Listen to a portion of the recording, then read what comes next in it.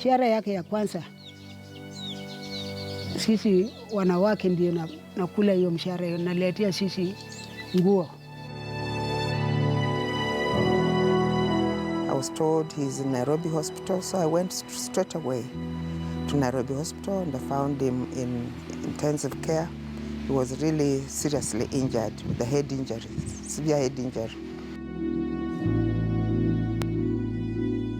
Mimi mwenyewe huyo nikaona kwa macho, mimi nikauliza kati ya hiyo ugonjwa naumia wapi? Nasema kifua.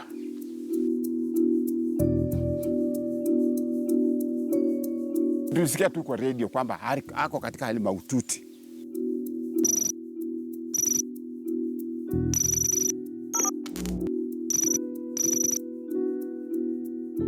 After several weeks, another side of Achia Chakara will emerge. At the center of that side of the slain assistant minister was Margaret Namwaki Musungu, a married woman who was a close friend of the slain assistant minister. Police arrested two people, Gibson Jau and Peter Kamande. Gibson was picked up from a parade mounted by the police, and it was Margaret Musungu, the stand-only witness, that linked the two suspects to a Chakara's killing. Kamande was picked up from a Majengo area, where coincidentally, a Chakara's vehicle was recovered from a day after he was attacked. I saw them, but I didn't know them.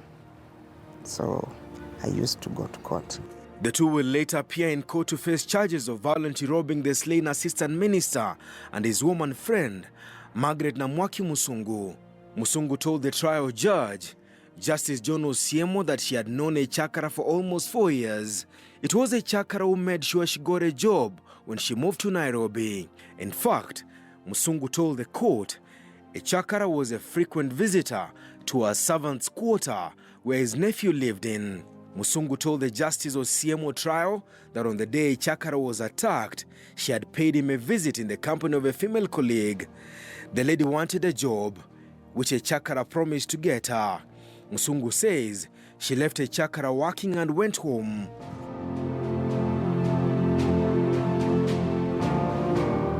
Musungu will later leave her house for Ngumo Estate, where the husband's brother stayed. At the time, Achia Chakara was also leaving the office. Musungu says she missed her bus and decided to take a walk. It is not clear how Musungu ended up in a Chakara's way. It is a Chakara who picked her up and was in the process of dropping her home when they were attacked. A Chakara's wife told the court she had called the husband at around 8 p.m. that night and told him dinner was ready. Grace Chakara told the court the next call she received was not from the husband telling her he was on his way home, but from the hospital, informing her that the husband was fighting to save his life.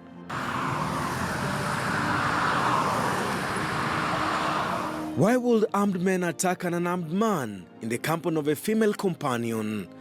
Margaret Musungu told the court it was Peter Kamande who pulled a Chakara out of the vehicle. At the time, a Chakara was pleading with Kamande to spare him.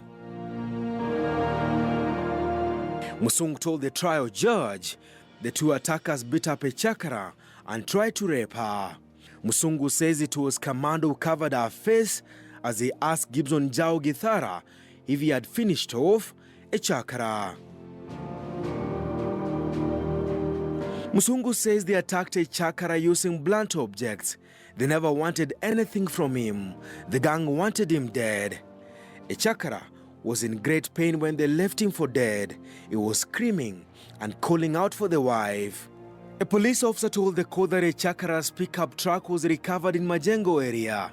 A suspect they had been looking for in connection to another crime had been arrested. The suspect was Gibson Jao Githara, the second accused person in the murder of Stephen Achia Chakara. Musungu picked out Peter Kamande from an identification parade at the city police. Kamande was wearing a green t-shirt.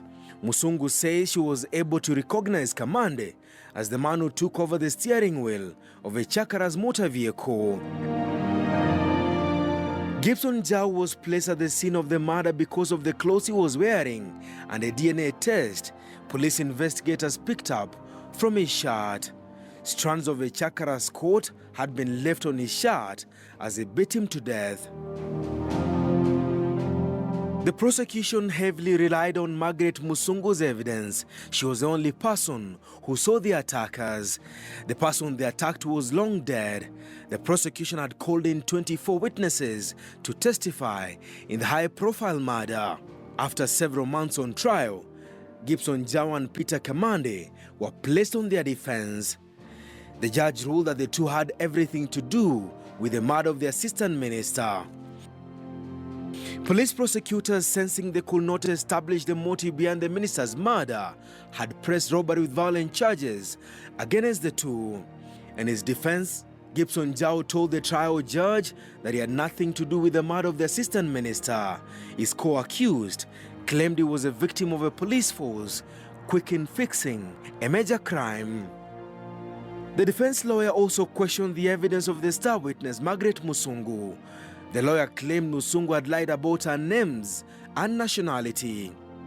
In his ruling, Justice John Osiemo questioned if indeed the relationship between Echakara and Musungu was 100% holy, if indeed the two were just friends as claimed by Musungu.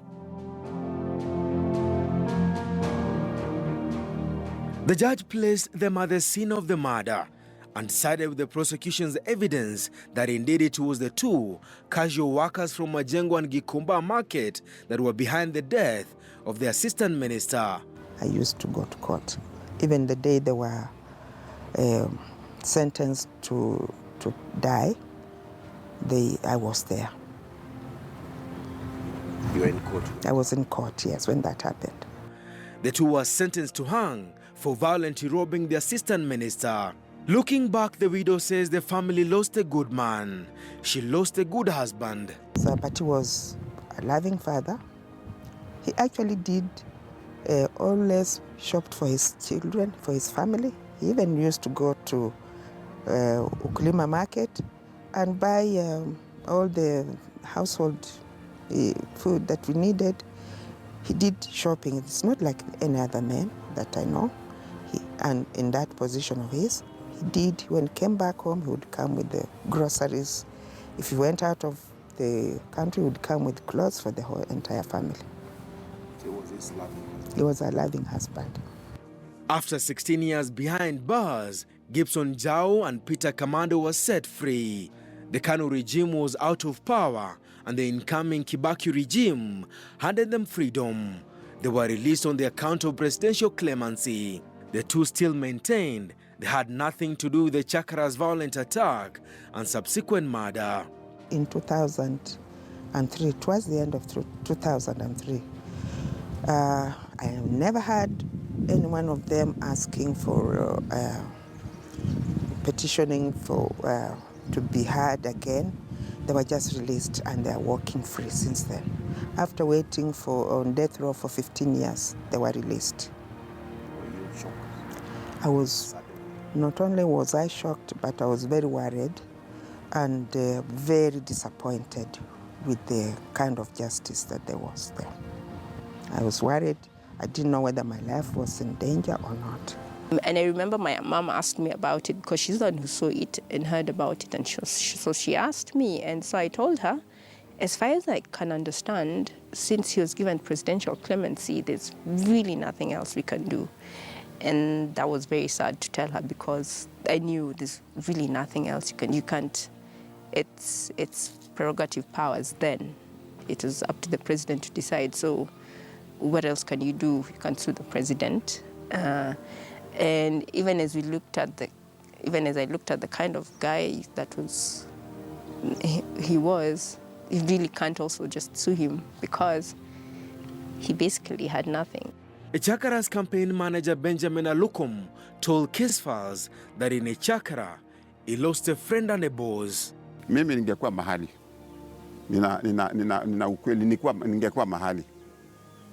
Singekuwa vile niko hivi. Echakara's home still stands, but his family does not live here. Those he left behind insist if Echakara was alive, things could be different. I don't know what God had planned for him, but I would have seen him to be one of the exemplary leaders in this country because he was selfless. I know for a fact that if you see my home in Kamuria, you see there are so many stones. I saw that everybody used to come from 6 a.m. to 6 p.m. He was selfless. He helped everybody. I remember a time, just before, 3 months before he died, my brother had died as well. And so I remember when the school, members of the school came to condole with us and he was there. And I was wondering what's going on. And he was in shades, which I've never seen him in shades. And so I basically went to him and he just carried me. And so I thought, okay, something's wrong.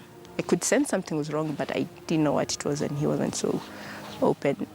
I guess that's probably what I would say I miss, just that issue of this is my child. And I want to take care of this child. Nyumba yake ndio hii.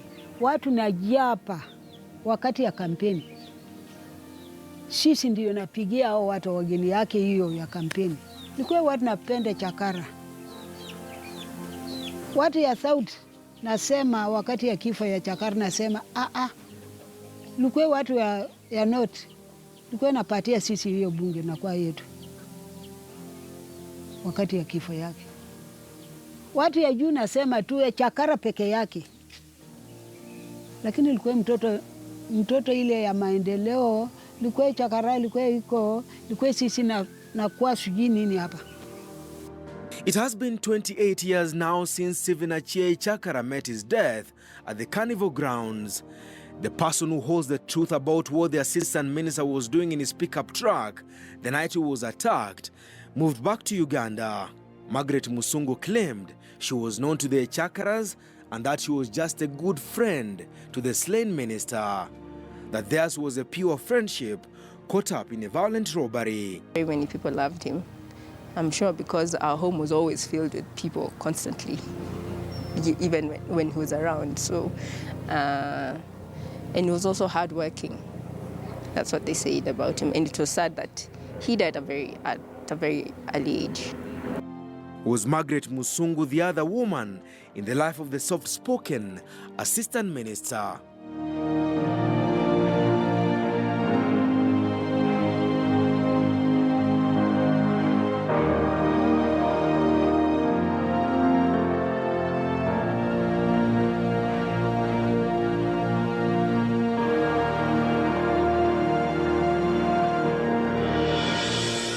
See you next week on the next episode of Case Files.